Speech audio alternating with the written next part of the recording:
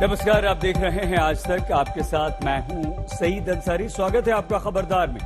खबरदार में सबसे पहले उत्तराखंड आपदा का हम आपको अपडेट दिए देते हैं। आपको चमोली जिले में ग्लेशियर टूटने के बाद भारी तबाही की खबर। वहां पर भारी तबाही हुई। ऋषिगंगा पावर प्रोजेक्ट पूरी तरह से बर्बाद हो गया। तपोवन के एनटीपीसी प्रोजेक्ट को जबरदस्त नुकसान पहुंचा। 100 से ज्यादा लोग लापता हैं। राहत और बचाव का काम युद्ध स्तर पर वहां पर चल रहा है। तपोवन में एक टनल में 16 लोग फंसे थे, जिन्हें निकाल लिया गया। दूसरी टनल में रेस्क्यू ऑपरेशन इस वक्त भी चल रहा है और ये रेस्क्यू ऑपरेशन पूरी रात चलेगा। तो इस वक्त का अपडेट यह है कि रेस्क्यू ऑपरेशन पूरी रात चलेगा। फिलहाल एक टनल में जो 16 लोग बचे थे, फंसे हुए थे, उन्हें बचाया गया है। ऋषिगंगा प्रोजेक्ट पूरी तरह से तबाह हो गया है। 100 से ज्यादा लोग लापता बताए जा रहे हैं, ऐसी आशंका है।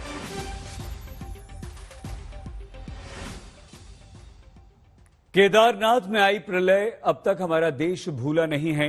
7 साल बाद उत्तराखंड में दूसरी प्रलय आ गई। चमोली जिले में ग्लेशियर टूटने से तबाही मच गई। एक पावर प्रोजेक्ट पूरी तरह से तबाह हो गया।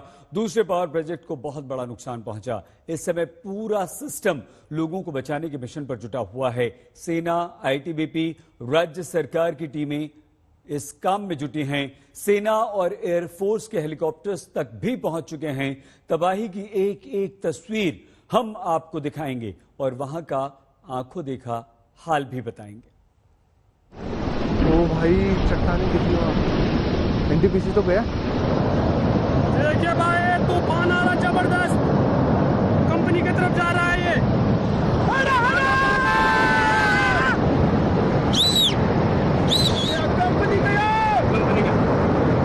कंपनी गया भी गया, टूट गया। ओ भाई, भैया डैम टूट गया यहाँ ऊपर नीचे वाला। क्या खतरनाक आ रहा था ये। गए गए गए गए गए।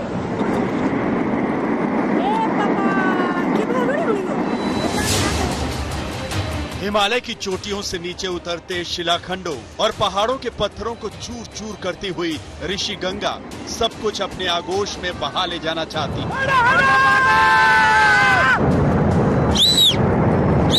कंपनी गए। बर्बादी बनकर टूटा ग्लेशियर ऐसा लगा मानो वजूद मिटाने पर आमादा हो। जो लोग इस संकट के बीच फंसे थे, उनके भीतर दहशत फैल गई।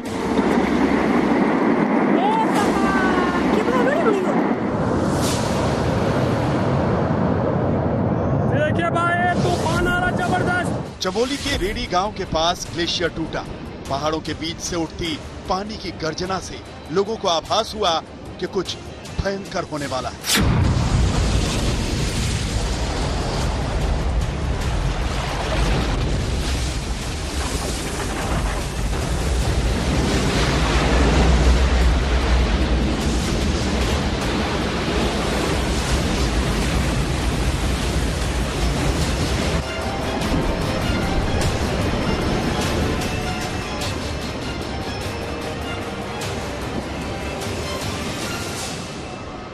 ये कैसा तूफान आ रहा है? नीचे देखो।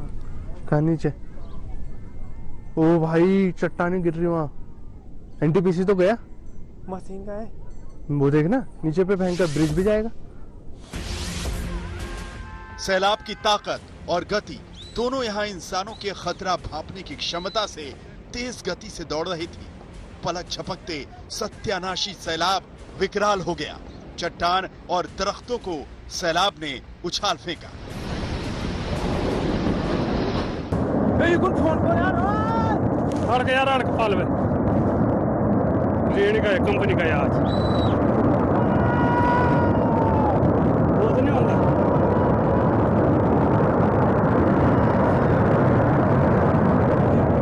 देखिए भाई, तूफान आ रहा जबरदस्त। कंपनी की तरफ जा रहा है ये। देखिए भाई, तूफान आ रहा जबरदस्त। सैलाब ऋषिगंगा पावर प्रोजेक्ट की तरफ बढ़ रहा था। खतरे से बेखबर मजदूर काम पर लगे थे। जिसने इस आफत को देख लिया था, उन लोगों ने बाकी को अलर्ट करना चाहा, लेकिन सारी कोशिश बेकार चली गई।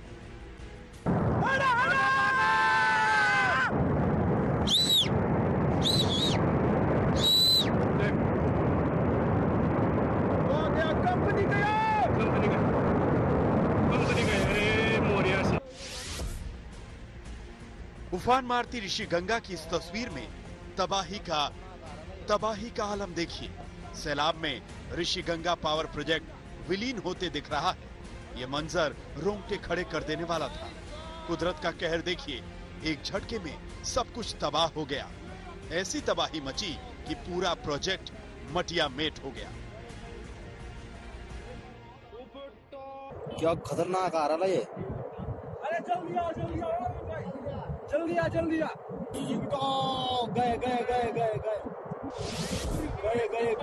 लहरों को बांधने के लिए ईंट, सीमेंट और बालू से बने डैम की औकात कुदरत के सामने पौनी साबित हुई। प्रलयंकारी लहरों को कोई बांध या रोक नहीं सका। आफत के इस पानी में जेसीबी मशीनें डूब गईं। सैलाब की ताकत का अंदाजा एक और तस्वीर से लगाइए। चमोली के मलारी को जोड़ने वाला पुल किसी खिलौने की तरह बह गया।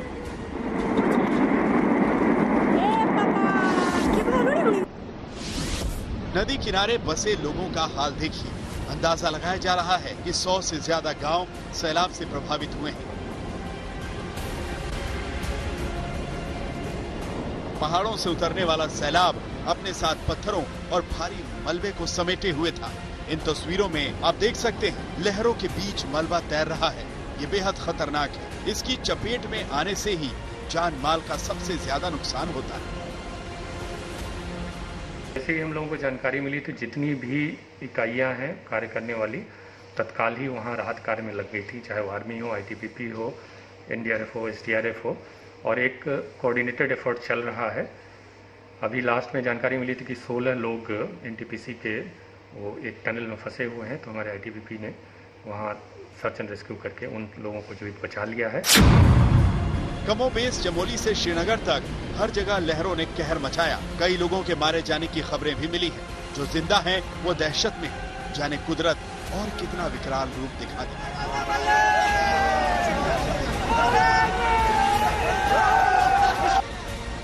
कमलजीत संधू, जितेंद्र बहादुर सिंह, दिलीप सिंह राठौर के साथ मंजीत नेगी, चमोली, आज तक।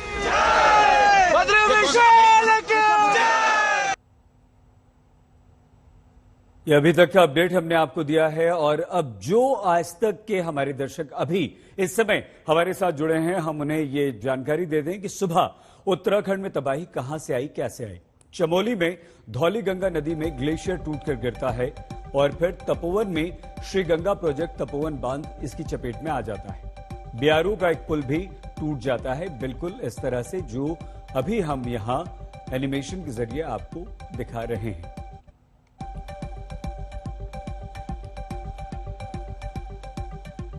और इस तरह से ये तबाही आई जो दिल दहला देती है, रूह कांप जाती है पानी के इस रौद्र रूप को देखकर। खतरा बहुत ज्यादा है क्योंकि 100 से ज्यादा लोगों के लापता होने की आशंका जताई जा रही है। कई सारे ऐसे गांव हैं जिन पर खतरा मंडरा रहा है। अभी स्थिति क्या है ये जानने के लिए हम आपको हमारे 2 संवाददाताओं के पास लिए चलते हैं। मीनाक्षी गंडवाल और आशुतोष ऋषिकेश से हमारे साथ हैं। हरिद्वार हर की बैड़ी से मीनाक्षी गंडवाल हमारे साथ जुड़ गई हैं, हमारी सहयोगी। मीनाक्षी, क्या अपडेट है? 24 से 48 घंटे तक रेस्क्यू ऑपरेशन चलेगा। अभी इस समय क्या स्थिति है? सही, देखिए इस वक्त मैं हरिद्वार में हर की पैड़ी पर मौजूद हूं और देखिए सईद, मैंने भी ये नहीं सोचा था कि कोविड के इस समय में जब हम यहाँ पहुंचेंगे तो एक ऐसे वक्त में, एक ऐसे हाल में जो है वो यहाँ पर आना पड़ेगा। बड़ा तकलीफदेह है कि उत्तराखंड आज सुबह, न सिर्फ उत्तराखंड बल्कि पूरे देश ने आज सुबह जब आंखें खोली तो खबर ये सामने आई कि जो तस्वीर चमोली में दिखाई दे रही है नुकसान की, वो कितना बड़ा रूप ले सकती है। लोगों के जहन में 2013 की केदारनाथ की आपदा थी और इसीलिए जब हम भी यहाँ पहुंचे तो सबसे पहले अपने दर्शकों को हम ये दिखाते हैं, क्योंकि हाई अलर्ट पर पूरे प्रशासन को रखा गया। खबरें तो यहां तक थी कि हरिद्वार, ऋषिकेश और उसके बाद उत्तर प्रदेश तक क्या इसका असर जाएगा। इसीलिए दोपहर में जो प्रशासन हाई अलर्ट पर था, एक पैनिक की स्थिति भी थी, वो दोपहर होते होते थोड़ी सी थमने लगी। क्योंकि जब आप ये फिलहाल पहले तस्वीर देखिए, अगर आप गंगा जी का जल यहां पर देखेंगे तो अमूमन जितना रहता है जल अभी उसी स्तर पर है।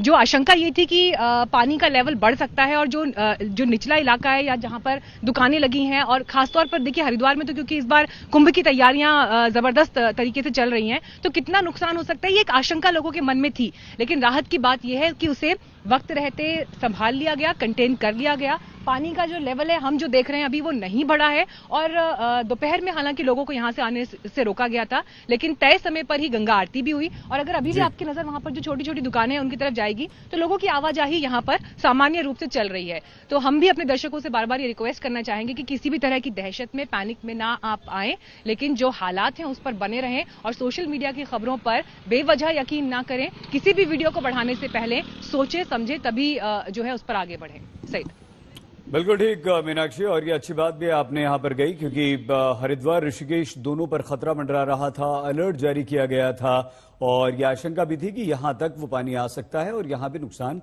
हो सकता है।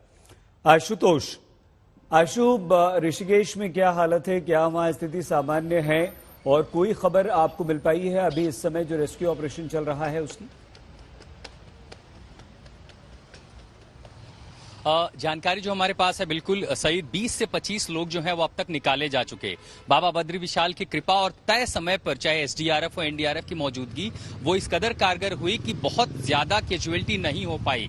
चिनूक हेलीकॉप्टर जो है उनको स्टैंड बाय रखा गया है, MI-17 स्टैंड बाय में रखा गया है। आर्मी की जो कंपनीज है वो पहले ही इस मिशन को अंजाम दे रही हैं। गंगा के इस पूरे तट के किनारे बागपत से लेकर ऋषिकेश तक मैं आगे बढ़ा हूं, उत्तर प्रदेश, उत्तराखंड अलर्ट इसलिए जारी किया गया था कि कहीं ऊपर से पानी आता है, नीचे श्रीनगर के बांध है, कहीं पानी का फ्लो ज्यादा ना हो और 2013 वाली तबाही ना हो। लेकिन अभी तक ऐसी तस्वीर कम से कम निचले इलाकों में नहीं है। ऊपर राहत और बचाव कार्य जारी है। बहुत धन्यवाद आशुतोष और मीनाक्षी। लेकिन आप दोनों हमारे साथ बने रहिए और जानकारी हम आपसे जरूर लेंगे यहां पर। तो हमारे दोनों संवाददाता हमारे साथ रहेंगे 24 से 48 घंटे अभी और रेस्क्यू ऑपरेशन चलेगा। जो रेस्क्यू ऑपरेशन की तस्वीरें इस वक्त हम आपको दिखा रहे हैं, ये वो 16 टनल में फंसे हुए लोग थे जिन्हें यहां पर बचाया गया है और उसके बाद ये उनके चेहरे की खुशी है। लेकिन ये खुशनसीब हैं, ऐसे खुशनसीब कितने होंगे। ऐसी प्रलय के बाद सबसे बड़ी चुनौती जान बचाने की होती है। चमोली के जिस इलाके में ग्लेशियर टूटने के बाद तबाही आई, वहां पर ऋषि गंगा पावर प्रोजेक्ट पूरी तरह से तबाह हो गया। यहां पर 35 से 36 लोग काम कर रहे थे, जिनमें से सिर्फ 6 लोग ही सुरक्षित बच पाए हैं, बाकी का अभी तक कुछ अता पता नहीं है। दूसरा प्रोजेक्ट तपोवन में एनटीपीसी का प्रोजेक्ट है, जिसकी एक टनल में फंसे 16 लोगों को निकाल लिया गया, जिनकी तस्वीरें इस वक्त साथ साथ हम आपको लगातार दिखा रहे हैं। दूसरी टनल में कई फीट तक दलदल हो चुका है और इसके बीच किसी तरह से आईटीबीपी, सेना और राज्य सरकार की टीमें लोगों को निकाल रही हैं और ये रेस्क्यू ऑपरेशन लगातार चल रहा है। इन सुरंगों से लोगों को सुरक्षित निकालने के लिए हमारे जवानों ने अपनी जान की बाजी तक लगा दी है। ये देवभूमि में किसी देवदूत की तरह आज हमें नजर आते हैं।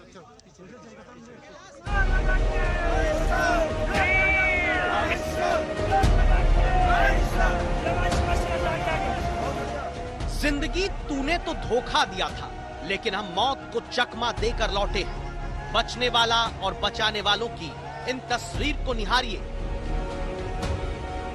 इस पल को एक बार नहीं कई बार देखने का जी करेगा।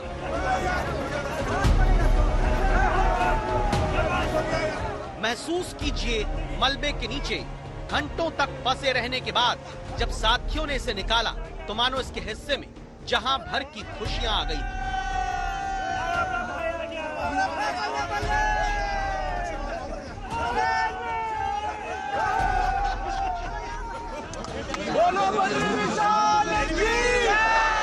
ये पल बताता है कि आपदाओं के मुकाबले भारत जिंदगी को मौत की सुरंग से भी बाहर निकालने की ताकत रखता है। ये तस्वीरें चमोली में उस सुरंग की हैं, जिसमें करीब 6 घंटे तक 16 मजदूर फंसे रहे।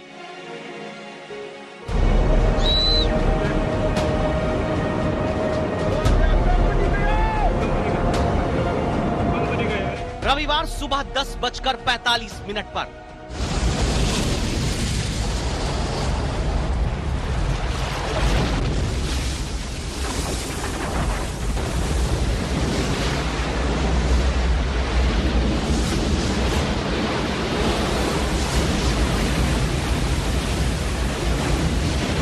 ग्लेशियर टूटकर ऋषि गंगा नदी में गिरता है तो तबाही की यह तस्वीर देखकर पूरा देश सोचने लगा अब आगे क्या होगा।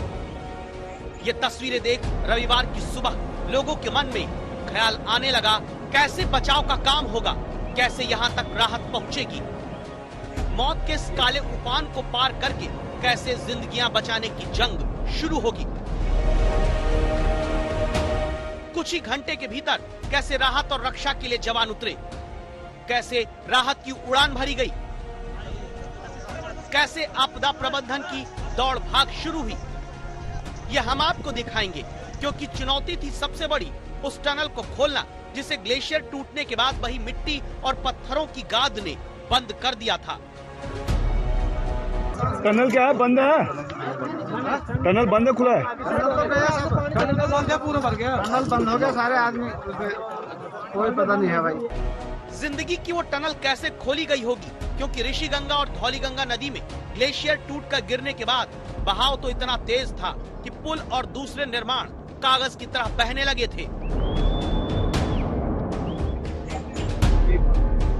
कौन गया?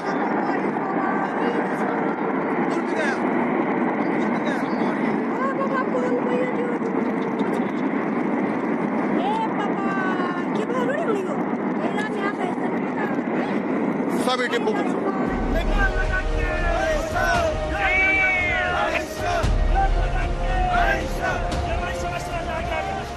लेकिन आपदा में जिंदगी बचाने का प्रबंधन तुरंत शुरू किया गया। प्रधानमंत्री ने एनडीआरएफ की टीम से बात की, गृह मंत्री ने वायुसेना को अलर्ट किया, उत्तराखंड के मुख्यमंत्री तुरंत आपदा की जगह पर निकल पड़े। गृह राज्य मंत्री नित्यानंद राय एनडीआरएफ के कंट्रोल रूम से निगरानी करने पहुंचे। श्री त्रिवेंद्र रावत जी, भारत सरकार के गृह मंत्री श्री, एनडीआरएफ के अफसर, उन सब से निरंतर संपर्क में हूं। वहां पर राहत और बचाव का कार्य पुरजोश करने का प्रयास चल रहा है। लोगों को सुरक्षित स्थानों पर ले जाया जा रहा है। मेडिकल सुविधाओं में कोई कमी न हो, इस पर जोर दिया जा रहा है। इस आपदा में सबसे बड़ा चैलेंज था फंसे हुए लोगों तक पहुंचना, क्योंकि खबर मिली थी कि रैणी गांव में एनटीपीसी प्रोजेक्ट के पास 120 कर्मचारी काम कर रहे थे, जिसमें टनल में 16 लोगों के फंस जाने की जानकारी मिली। सबसे पहले टनल खोलने की चुनौती पार करने के लिए आईटीबीपी के जवान उतरना शुरू हुए।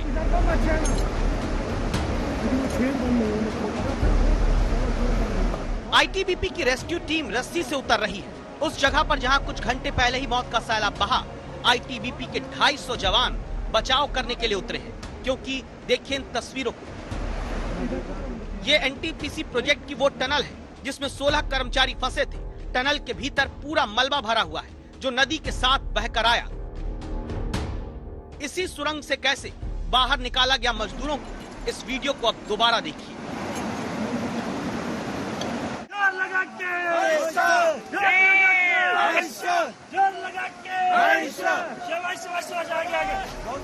इसके साथ ही चमोली किसी जगह पर तलाश हुई, कहीं कोई मिट्टी और पत्थरों की गाद के नीचे दबा तो नहीं है। इसकी वजह ये क्योंकि यहाँ पर 120 कर्मचारियों के रविवार दिन में रोस्टर के तहत काम करने की जानकारी सामने आई थी।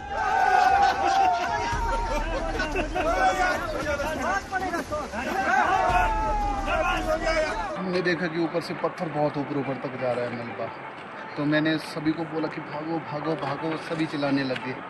तो इतने में विद इन 10 सेकंड ये काम हो गया सर। 10 सेकंड में इतना मलबा, 40-40 मीटर आप देख रहे हो। ये राहत और बचाव का काम इसलिए तुरंत हो पाया क्योंकि ग्लेशियर के साथ तबाही के टूट कर आने की खबर मिलने के बाद तुरंत इंजीनियरिंग टास्क फोर्स समेत सेना के 100 जवान, आर्मी की 2 medical team, Uttarakhand state response force की 7 टीम, उत्तराखंड पुलिस के जवान, एनडीआरएफ की 3 टीम सब एक साथ रेस्क्यू के लिए सक्रिय हो गए। हमारी सेना के लोग वहां पर पहुंच गए हैं। एनडीआरएफ की टीम एक दिल्ली से यहां पहुंची है। वो जौली ग्रांट से उनको बसों से वहां के लिए भेज दिया गया है। कुछ लोग एनडीआरएफ के कल और वहां पर आएंगे। मेडिकल फैसिलिटीज की दृष्टि से वहां पर आर्मी के पैरामिलिट्री फोर्सेस की और हमारे जो स्टेट के डॉक्टर की सीएमओ स्वयं वहाँ पर कैंप किए हुए हैं, जिलाधिकारी वहाँ पर कैंप किए हुए हैं, एसपी वहाँ पर कैंप किए हुए हैं। एनडीआरएफ की टीम हिंडन एयरबेस से आगे बढ़ी थी, तो इस बीच उत्तराखंड के नीचे के इलाके में एसडीआरएफ की टीम ने लोगों को अलर्ट करना शुरू कर दिया था। सभी लोग सुने, यहाँ से सभी लोग हट जाएं और खुद को यहाँ से 100 मीटर की दूरी पर सुरक्षित स्थान पर पहुंचे। ऐसी आपदा पुलिस आपकी सेवा में तत्पर है। अलर्ट करना इसलिए जरूरी हुआ क्योंकि आशंका थी कि ऊपर से आता तेज बहाव कहीं किनारे पर रहने वाले लोगों के आशियाने और जिंदगी न बहा ले जाए। इस पूरी आपदा के बीच राहत की सबसे बड़ी खबर ये अब तक रही कि आगे अलकनंदा नदी में पानी का स्तर तो बढ़ा, लेकिन नदी का क्षेत्र चौड़ा होने से जो उफान ऊपर उत्तराखंड में देखा गया वो नीचे आकर सामान्य हो गया, जिसके कारण आगे बाढ़ और नई तबाही की आशंका जन्म नहीं ले पाई। जितेंद्र बहादुर सिंह और अरविंद ओझा के साथ मंजीत नेगी, चमोली, आज तक। क्या स्थिति है इस वक्त, कैसा रेस्क्यू ऑपरेशन चल रहा है? हरिद्वार और ऋषिकेश हम आपको लिए चलते हैं। मीनाक्षी और आशुतोष दोनों हमारे साथ हैं, दोनों जा रहे हैं चमोली की तरफ और इस वक्त रास्ते में हैं, दोनों पहुंच जाएंगे वहां सुबह तक। मीनाक्षी, ये जो अलर्ट था कि कोई आपदा का असर हरिद्वार पर ना हो, वहां प्रशासन ने किस तरह से लोगों को अलर्ट किया है? क्योंकि हर की पैड़ी पर आप मौजूद हैं, वहां पर्यटक भी आते हैं, उन लोगों को किस तरह से अलर्ट किया गया है और क्या क्या सावधानियां अभी बरती जा रही हैं? सही, देखिए आपने ये बहुत इंपॉर्टेंट सवाल पूछा। वो हरिद्वार के लिए इसलिए जरूरी हो जाता है क्योंकि देखिए यहाँ पर कुंभ होना है और जो शाही स्नान है वो मार्च में शुरू होंगे, और इसीलिए जैसे ही ये खबर आज सामने आई कि चमोली में इस तरह से आपदा आई है और उसका असर आगे कितना जब निचले इलाकों तक जाएगा तो कितना गंभीर संकट ये कुंभ के लिए लेकर आ सकता है, क्योंकि आप जानते हैं कि देश और दुनिया से करोड़ों की संख्या में लोग कुंभ में हिस्सा लेने के लिए आते हैं। तो जैसे ये खबर सामने आई, लोगों को चिंता ये थी कि अब कुंभ को लेकर जो यहाँ पे वर्कर्स काम कर रहे हैं, जो यहाँ पर मशीन्स लगाई गई हैं, उन्हें पहले हटाया गया। उसके बाद प्रशासन ने यहाँ पर लोगों की आवाजाही कुछ देर के लिए रोकी गई थी। एहतियातन यहाँ पर पानी भी रोका गया, लेकिन जब लगा कि अब हालात बेहतर है तो फिर उसे उसके बाद मेंटेन किया गया। लेकिन जो मेला अधिकारी हैं कुंभ के, दीपक रावत, उनका ये कहना था कि ये किसी को इस वक्त नहीं सोचना चाहिए कि किसी भी तरह की आपदा का गंभीर संकट जो है वो कुंभ के ऊपर आ सकता है, क्योंकि जो स्टैंडर्ड ऑपरेटिंग प्रोसीजर्स हैं, एसओपीज हैं, वो ऐसी परिस्थिति के लिए निपटने के लिए इतने बड़े आयोजन में हमेशा शामिल होते हैं और इस तरह की आपदा को उनमें हमेशा कंसिडर किया जाता है, जिसके लिए हमारी टीम्स तैयार है, मुस्तैद है, इसीलिए किसी को घबराने की जरूरत नहीं है। ठीक है मीनाक्षी। आशुतोष, क्योंकि आप ऋषिकेश में हैं और ऋषिकेश तो और ऊंचाई पर है और वहां से नीचे की तरफ गंगा का पानी बहुत वेग के साथ बहता है, कितना बड़ा खतरा, कितनी ज्यादा खतरे की आशंका ऋषिकेश पर थी, वहां किस तरह से अलर्ट किया गया है? और पर्यटक वहां तो ज्यादा होते हैं, इस वक्त भी होंगे, उनको क्या एहतियात बरतने की सलाह दी गई? आशु, देखिए, डर तो सईद लगता है और जाहिर जब ऐसी कोई घटना होती है तो लोगों को 2013 की वो तस्वीरें जहन में आती हैं। मैं जहां खड़ा हूं, सड़क के ठीक दूसरी तरफ महज 150 मीटर की दूरी पर ही गंगा का प्रवाह है और हाँ, बड़ी संख्या में यहाँ पर सैलानी थे और इसीलिए डर तो जरूर लगा। इसीलिए सबसे पहले प्रशासन ने चेतावनी जारी कर दी, किनारों से लोगों को हटाया गया। हालांकि पानी के स्तर में बेहद मामूली जो बढ़ोतरी थी वो थी और ये भी कहा गया चूंकि श्रीनगर के पास जो बांध है वहां से पानी भी छोड़ा गया था और वहां बाकी का पानी रोका जा सकता। बहुत ज्यादा तादाद में पानी ऊपर से नीचे नहीं आया, इसलिए वो घटना ऐसी तस्वीर नहीं हुई जो विभीषिका उत्तराखंड ने 2013 में देखी थी। साथ ही जो सैलानी है चिंतित जरूर है, लेकिन चूंकि मैदानी इलाके फिलहाल महफूज हैं, मन में डर भले हो लेकिन यहां पर लोग कम से कम महफूज हैं। लगातार राहत बचाव कार्य के लिए जितनी भी जरूरत है मैन पावर की, उसे फिलहाल ऊपरी इलाकों में भेजा जा रहा है। यहां फिलहाल स्थिति ठीक है। बहुत धन्यवाद आशुतोष और मीनाक्षी, आप दोनों का धन्यवाद। उत्तराखंड के चमोली में इस तबाही ने सभी को हिलाकर रख दिया है, पूरा देश परेशान है और इस तबाही में चमोली के रानी गांव में ऋषिगंगा प्रोजेक्ट पूरी तरह से ध्वस्त हो गया। कुल 130 मेगावाट के प्रोजेक्ट में यहां 13 मेगावाट क्षमता का ये छोटा प्रोजेक्ट था। इस साइट पर 35 से 36 लोग काम कर रहे थे, इनमें से 5 से 6 लोगों के सुरक्षित होने का पता चला है। इसके 5 किलोमीटर नीचे तपोवन में एनटीपीसी का एक प्रोजेक्ट भी है। इसको जबरदस्त नुकसान पहुंचा। यहां पर एक छोटी टनल से 16 लोगों को निकाला गया, जिसकी तस्वीरें लगातार हम आज तक पर आपको दिखा रहे हैं। रेस्क्यू ऑपरेशन वहां पर चल रहा है। दूसरी टनल में कितने लोग हैं, इस बारे में जानकारी अभी नहीं मिल पाई है। तो हम इन पावर प्रोजेक्ट्स के बारे में आइए आपको बताते हैं, और ये भी हम आपको बताते हैं कि कैसे पिछली त्रासदी से सरकार और सिस्टम ने पूरा सबक लिया। कोई देर नहीं लगाई, तुरंत पूरे सिस्टम को एक्टिवेट कर दिया गया। प्रधानमंत्री नरेंद्र मोदी असम और बंगाल के दौरे पर थे, लेकिन वहां से वो लगातार उत्तराखंड के मुख्यमंत्री त्रिवेंद्र सिंह रावत से अपडेट ले रहे थे। देखिए भाई, तूफान आ रहा जबरदस्त, कंपनी की तरफ जा रहा है ये। ओ भाई तो गया। उत्तराखंड के चमोली में ये ना रुकने वाला सैलाब था।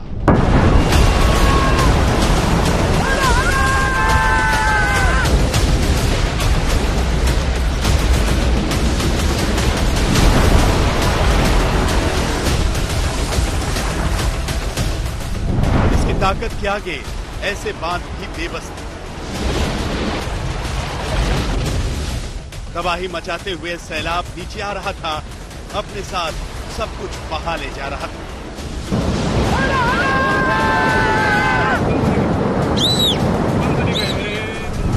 सबसे पहले रेडी गांव के पास ऋषि गंगा पावर प्रोजेक्ट में तबाही मचाई। सैलाब के सामने डैम की तस्वीरें मिट्टी की तरह ढह गई।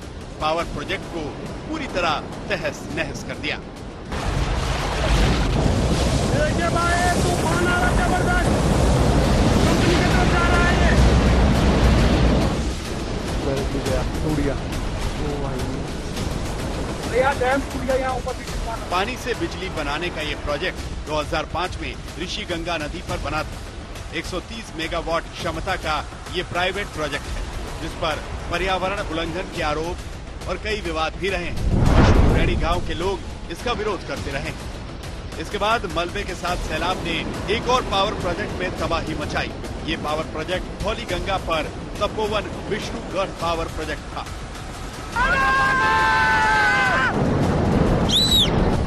ये पावर प्रोजेक्ट धौली गंगा पर तपोवन विष्णुगढ़ पावर प्रोजेक्ट था। अड़क यार, अड़क पाल में का है, कंपनी का यार। सरकारी कंपनी एनटीपीसी का इस इलाके में दूसरा पावर प्रोजेक्ट था। 520 मेगावाट क्षमता का ये प्रोजेक्ट 2006 में बनना शुरू हुआ था। इसका 70% काम हो गया और 2021 में इस प्रोजेक्ट का काम कंप्लीट होना था। लेकिन इस तबाही से पावर प्रोजेक्ट को काफी नुकसान हुआ।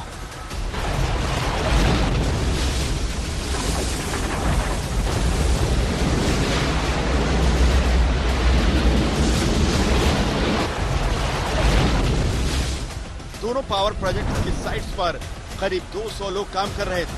आसपास कई और प्रोजेक्ट्स भी हैं। ऐसी प्रलय के बीच यहाँ काम कर रहे लोगों को निकालना बहुत बड़ी चुनौती थी। अरे जल्दी आओ, जल्दी आओ, जल्दी आओ, जल्दी आओ। लेकिन तपोवन से रेस्क्यू में बहुत तेजी से काम हुआ। आईटीबीपी के जवानों की जांबाजी से कैसे जानें बचाई गई, आप इन तस्वीरों में देखिए। आप लोग कितने थे?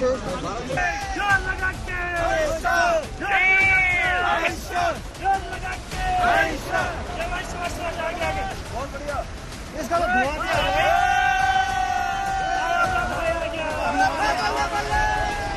ऐसी प्रलय में एक एक जान बचाना बहुत बड़ी चुनौती है।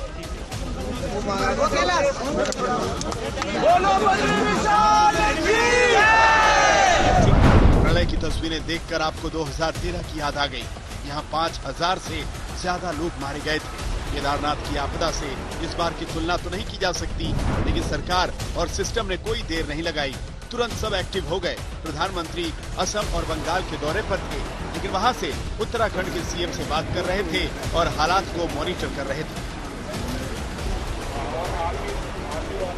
उत्तराखंड के मुख्यमंत्री श्री त्रिवेंद्र रावत जी, भारत सरकार के गृह मंत्री श्री, एनडीआरएफ के अफसर, उन सब से निरंतर संपर्क में हूं। वहां पर राहत और बचाव का कार्य पुरजोश करने का प्रयास चल रहा है। लोगों को सुरक्षित स्थानों पर ले जाया जा रहा है। प्रधानमंत्री नरेंद्र मोदी बीते 16 दिनों में दूसरी बार पश्चिम बंगाल के दौरे पर थे। हल्दिया में उन्होंने अपने भाषण की शुरुआत सबसे पहले उत्तराखंड में जो प्राकृतिक आपदा आई है उससे की। उन्होंने कहा कि हम एक तरफ मां गंगा की छोर पर हैं, लेकिन गंगा का जो उद्गम स्थल है वहां पर प्राकृतिक आपदा पर लगातार हमारी नजर बनी हुई है और इसी के साथ वहां के लोगों को एक बड़ा भरोसा देने की भी कोशिश प्रधानमंत्री की ओर से की गई। प्रधानमंत्री और गृह मंत्री से लेकर सबकी हालात पर लगातार नजर है। उत्तराखंड के सीएम तुरंत प्रभावित इलाकों में पहुंच गए। डॉक्टर्स की टीम हमारे पास है, हमारे पास रेस्क्यू के लिए हमारे पास आईटीबीपी, एसडीआरएफ, एनडीआरएफ, सेना, ये सब हमारे पास है। हेलीकॉप्टर्स हमारे पास पर्याप्त मात्रा में है। आवश्यकता पड़ने पर उनका इस्तेमाल करने की जरूरत पड़ेगी तो उसका इस्तेमाल करेंगे। जो भी उसके लिए जो एक रेस्क्यू टीम चाहिए वो हमारे पास पूरी उपलब्ध है और उसके लिए जो एक्सपर्टीज चाहिए वो हमारे पास उपलब्ध है। अच्छी बात ये रही कि जैसे ही अवलांच के बाद ग्लेशियर से आए सैलाब और फिर तबाही हुई, तुरंत सोशल मीडिया पर वीडियो के जरिए इसका पता चल गया। मोबाइल की क्रांति के बाद एक और बहुत बड़ा लाभ हुआ है कि जिस प्रकार से सब हुआ और शुरू से ही ये एकदम सोशल मीडिया में इसके वीडियो और फुटेज आने लग गए और चर्चा होने लग गई। उस कारण भी जन जागरण बहुत तेजी के साथ हुआ है। उसका लाभ भी आज हमको बहुत मिला है और आज लगता है कि आमतौर पर सोशल मीडिया का तो नकारात्मक यूज होता है, लेकिन आज बहुत सकारात्मक उपयोग हो रहा है और लोगों की जान बच रही है इसके कारण।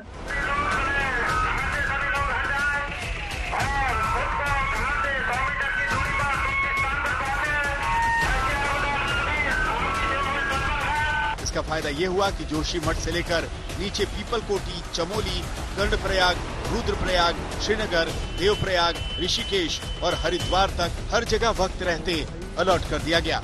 इसके कारण कर्णप्रयाग से नीचे श्रीनगर में जो डैम है वहां पर पानी को पूरी तरह कंट्रोल कर लिया गया, जिससे नीचे तबाही का खतरा बहुत कम हो गया। चमोली से कमल अंसिलोड़ी और मंजीत नेगी के साथ आज तक ब्यूरो। चमोली में ये तबाही किस कारण से आई, इसका ठोस कारण तो अभी तक कोई नहीं बता पाया। मुख्यमंत्री त्रिवेंद्र सिंह रावत ने भी कहा है कि अभी विशेषज्ञ इसकी जांच पड़ताल कर रहे हैं, लेकिन इस तबाही के बाद कई सारे सवाल भी खड़े हुए। 7 साल में दूसरी बार ऐसी त्रासदी क्यों हुई? हिमालय के इस इलाके में आखिर क्या है, ऐसा क्या चल रहा है? क्या ये किसी महासंकट के मुहाने पर खड़ा हुआ है? इसका पता लगाना बेहद जरूरी है।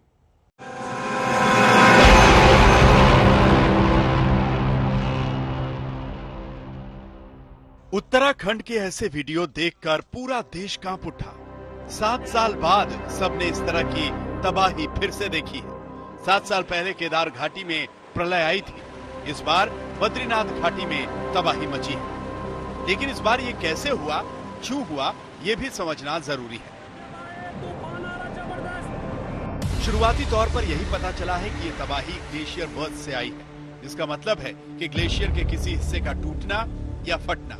इसी से उत्तराखंड के चमोली में ऋषि गंगा नदी में फ्लश फ्लड आया, यानी हिमस्खलन के बाद नदी ने विकराल रूप ले लिया और तबाही मचाते हुए सैलाब तेजी से नीचे आने लगा।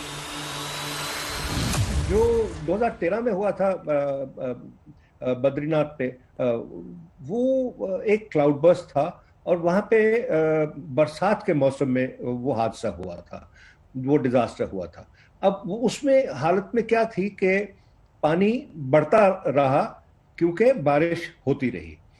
यहाँ पे आज की जो हालात है उसमें मेरे हिसाब से एक पहाड़ का टुकड़ा, पहाड़ की फ्रेश ताजा बर्फ का टुकड़ा जो कि पहाड़ से नहीं जम सका, गर्मी की वजह से वो पहाड़ से अलग हो गया और वो नीचे आ गया। ये सुबह 10:30 से 11 बजे की बात है, जब ग्लेशियर बर्स्ट के बाद अचानक ऋषि गंगा नदी अपने सैलाब से सब कुछ बहा ले जाने लगी। ये ग्लेशियर कैसे बनते हैं और क्यों टूटते हैं, जिससे कई बार इस तरह की तबाही भी आ जाती है, इसे भी हम आपको बताते हैं। बहुत ऊंचाई वाले पहाड़ी इलाकों में सालों तक भारी बर्फ जमा होने और एक जगह इकट्ठा होने पर ग्लेशियर बनते हैं। ये ग्लेशियर ज्यादातर आइस शीट यानी बर्फ की परतों के रूप में होते हैं और जब कोई भूगर्भीय हलचल होती है और इन परतों के बीच हरकत होने से ये ग्लेशियर कई बार टूटते हैं। ग्लेशियर या ये जो एक ग्लेशियर है ये और नेचुरल डैम बनता है और ये नेचुरल डैम हाइट के ऊपर बनता है और ये जब अपनी जगह छोड़ देता है तो ये पानी जो पीछे का ब्लॉक करके रखा है वो पूरा पानी बहाता है। तो आप देखेंगे कि चाहे वो अलकनंदा है, भागीरथी है, वहां पे कुछ नहीं हुआ है। जो कुछ भी नुकसान हुआ है वो है ऋषिगंगा प्रोजेक्ट जो अंडर कंस्ट्रक्शन था। कई बार ग्लोबल वार्मिंग की वजह से भी ग्लेशियर के बड़े बड़े टुकड़े टूटने लगते हैं। इसे ही ग्लेशियर बर्स्ट कहते हैं। हालांकि इस सर्दी के मौसम में उत्तराखंड में इस प्रकार से ग्लेशियर का टूटना हैरान भी करता है, क्योंकि जानकारी के मुताबिक जब बहुत ज्यादा बर्फबारी होती है और बहुत ऊंचे इलाकों में पहाड़ी नदियां या झीलें जमकर ग्लेशियर बन जाती हैं, तो इनके टूटने या फटने का खतरा बढ़ जाता है। हिमालय के इलाकों में कई ऐसी झीलें हैं जहां ग्लेशियर फटने का हमेशा खतरा रहता है। चमोली की आपदा का एक कारण ये भी बताया गया जो ऋषिगंगा नदी में प्रलय लेकर आया। ये बहाव इतना ताकतवर था कि नदी पर 13 मेगावाट पावर का एक हाइड्रो प्रोजेक्ट बह गया। अभी कारण तो विशेषज्ञ का विषय है, विशेषज्ञ बता पाएंगे कि उसका कारण क्या था, लेकिन अभी सरकार का पूरा ध्यान जो जिन लोगों को हम जीवन दे सकते हैं, जिनका जीवन बचा सकते हैं, सरकार का पूरा ध्यान उनकी ओर है। ये तबाही ऐसी थी कि सैलाब के रास्ते में जो भी आया बह गया। ऋषिगंगा का दाहिना छोर और धौली गंगा के बीच का संपर्क सभी से टूट गया। कई पुल बह गए, लोग गायब हैं, गांव का संपर्क कट गया। तबाही कितनी हुई है अभी इसका पूरा आकलन नहीं हो पाया है। आज तक ब्यूरो। तबाही कितनी बड़ी है, रेस्क्यू ऑपरेशन कैसे चल रहा है, क्या क्या चुनौतियां इसमें हैं, उत्तराखंड के मुख्यमंत्री त्रिवेंद्र सिंह रावत से इन सभी सवालों के जवाब जानने चाहे हैं आज तक ने। उन्होंने इस आपदा की एक एक तस्वीर भी साफ की है हमारी सहयोगी अंजना से बातचीत में।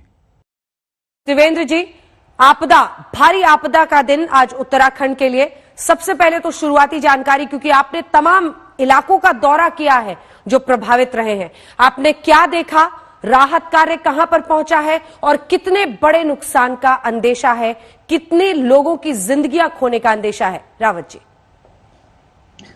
अन्ना जी, पहले तो मैं धन्यवाद करना चाहूंगा आपका और आपके चैनल का कि ऐसे समय पर जो तमाम तरह की अफवाहें फैलती हैं वो अफवाहें आज नहीं फैल पाई और उसमें आपका बहुत बहुत सहयोग रहा है। उसके लिए मैं आपका धन्यवाद करना चाहूंगा। ये जो आज ये जो आपदा आई है, इसमें ऋषि गंगा, ये जोशीमठ से जब हम आगे जाएंगे तो सब जानते हैं गौरा देवी का नाम रेणी गांव है उनका, तो वहाँ पर ये हिमस्खलन हुआ और उसके कारण उसमें 4 छोटे झूला पुल और जो रेणी गांव में जो ऋषि गंगा प्रोजेक्ट था ये बिल्कुल पूरी तरह वॉश आउट हो गया। ये 2020 में ही इसमें बिजली बननी शुरू हुई थी और 13 मेगावाट का लगभग ये प्रोजेक्ट था। आज वहाँ पर कोई भी अवशेष नहीं है और इसलिए उनको ये कह सकते हैं कि 100% लॉस डेवलपर को हुआ है।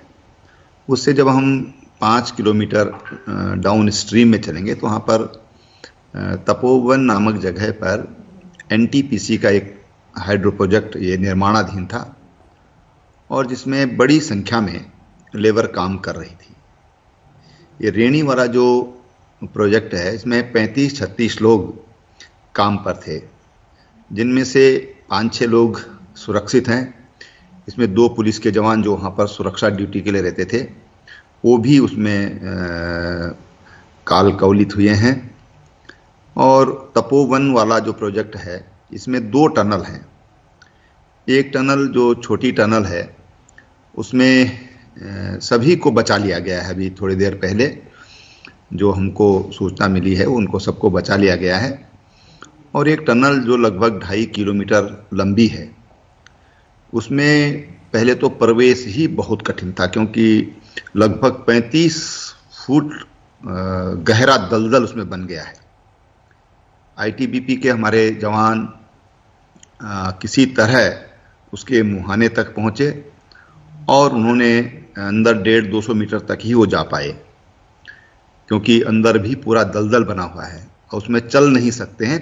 तख्ते रख करके और उनके ऊपर जान जोखिम में डालकर ही वहाँ पर प्रवेश वो कर पाए हैं। लेकिन हाँ, उसका जो मुहाना है वो खुल गया है और कल फिर वहाँ पर हमारी टीमें जाएंगी। आईटीबीपी, सेना और जो स्टेट की हमारी जो एसडीआरएफ है, ये सारे विशेषज्ञ वहाँ पर पहुँच गए हैं। भारत सरकार ने भी 150 एनडीआरएफ की टीम भेजी है, जो अभी 2 घंटा पहले देहरादून से तक हवाई जहाज से आई और यहाँ से उनको बाई रोड वहाँ के लिए उनको भेज दिया गया है। सेना के 3 हेलीकॉप्टर और एयरफोर्स का भी एक हेलीकॉप्टर वहाँ पर माननीय प्रधानमंत्री जी ने भेजा है। डॉक्टर्स की टीम वहाँ पर है, प्रशासन पूरा वहाँ पर मौजूद है। मैं स्वयं जब मुझे खबर मिली तो मैं तुरंत वहाँ के लिए मैंने प्रस्थान किया था जी। और अभी तक जो मिसिंग है तो वो 130-135 के आसपास, इससे अधिक भी हो सकते हैं, थोड़ा बहुत कम भी हो सकते हैं, क्योंकि कोई भी अभी वहाँ पर इस स्थिति में नहीं है। कंपनी के लोग भी इस स्थिति में बताने की स्थिति में नहीं है, क्योंकि सब रेस्क्यू में इस समय लगे हुए हैं। सबसे पहला लक्ष्य इस समय तक जान बचाने का है और अभी तक 8 बॉडी रिकवर हुई हैं जी। बाकी को ढूंढने का प्रयास किया जा रहा है। 50 से ज्यादा लोगों के अब भी लापता होने की खबर है। तलाश इनकी चल रही है। रेस्क्यू ऑपरेशन लगातार चल रहा है। ऋषिगंगा और धौलीगंगा में ग्लेशियर टूटकर बहने के बाद जब जलस्तर बढ़ा तो चुनौती आगे निचले इलाकों में बाढ़ और किनारे पर रहने वाले लोगों के घरों के बह जाने की थी। इसके लिए भी प्रशासन और राहत के बचाव कर्मियों ने, एजेंसियों ने मिलकर एक तुरंत बड़ा अभियान चलाया।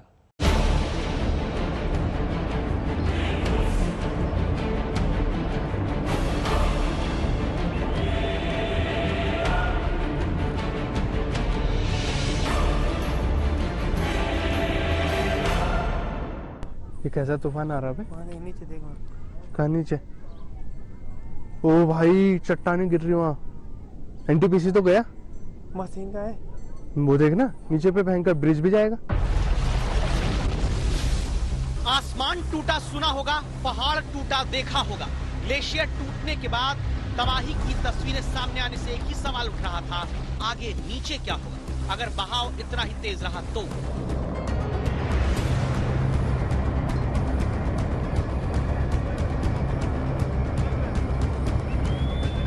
लेकिन इसके तुरंत बाद सबसे बड़ा फैसला लिया गया, टिहरी बांध पर पानी को रोक देने का फैसला, ताकि आगे पानी का वेग और तेज न रहे। इसीलिए टिहरी बांध पर पहुंचे आज तक संवाददाता दिलीप सिंह राठौड़ को सुनिए। टिहरी डैम का जो जल स्तर है वो धीरे धीरे बढ़ता चला जा रहा है। हालांकि रोक लिया गया है यहाँ पर टिहरी डैम के जल को, जिससे आगे आने वाले समय में जो मैदानी क्षेत्र हैं, चाहे वो ऋषिकेश हो या फिर वो हरिद्वार हो, वहां तबाही ना हो। क्योंकि अगर पानी एक साथ छोड़ा जाता है तो वहां आने वाले समय में दिक्कत हो सकती है, क्योंकि महाकुंभ का समय है 2021 का, 11 फरवरी को पहला स्नान है, तो वहां कार्य चल रहे हैं और उसकी वजह से कार्य को रोक दिया गया है। हर जगह से तट के पास रहने वाले लोगों को खाली करने के आदेश दे दिए गए, खाली करवा लिया गया है। इसके बाद कैसे उत्तराखंड से उत्तर प्रदेश तक प्रशासन अलर्ट हुआ, इसकी तस्वीरें एक एक करके देखते जाइए। गढ़वाल के श्रीनगर में लोगों को तुरंत नदी के किनारे सावधान किया जाने लगा।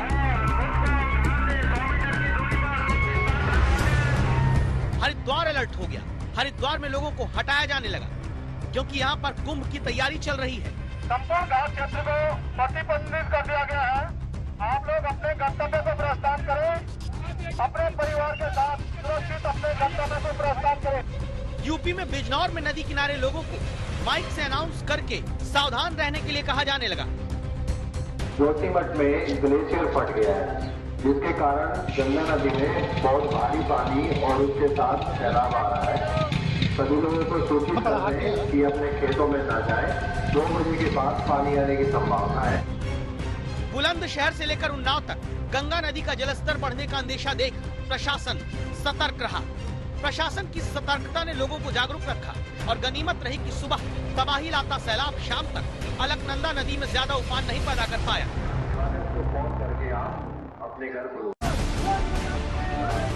इस बीच चिंता और राहत की दो खबरें, क्योंकि एक तरफ अपनों की तलाश में लोग जुटे हैं, दूसरी तरफ रेस्क्यू ऑपरेशन बहुत तेजी से चला और चल रहा है।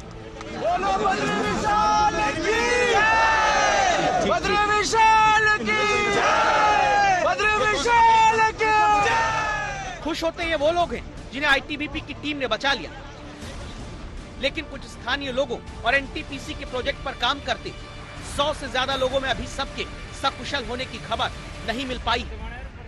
जैसे ही हम लोगों को जानकारी मिली तो जितनी भी इकाइयां हैं कार्य करने वाली, तत्काल ही वहां राहत कार्य में लग गई थी, चाहे वो आर्मी हो, आईटीबीपी हो, एनडीआरएफ हो, एसडीआरएफ हो, और एक कोऑर्डिनेटेड एफर्ट चल रहा है। अभी लास्ट में जानकारी मिली थी कि 16 लोग एनटीपीसी के वो एक टनल में फंसे हुए हैं, तो हमारे आईटीबीपी ने वहाँ सर्च एंड रेस्क्यू करके उन लोगों को जीवित बचा। अब तक जो जानकारी मिल रही है वो इसको लेटेस्ट जानकारी उसके हिसाब से कुल 40 से 50 व्यक्तियों के लापता होने की सूचना मिल रही है। स्निफर डॉग की टीम भी राहत और बचाव दल के साथ गई, क्योंकि आशंका है कुछ लोग सैलाब के साथ आए गाद में फंसे हो सकते हैं, इसलिए दुआ करिए सभी सकुशल मिल सके। तलाश जारी है जिंदगी की। दिलीप सिंह राठौर, चमोली, आज तक। इस बुलेटिन में फिलहाल इतना ही। आप देखते रहिए आज तक।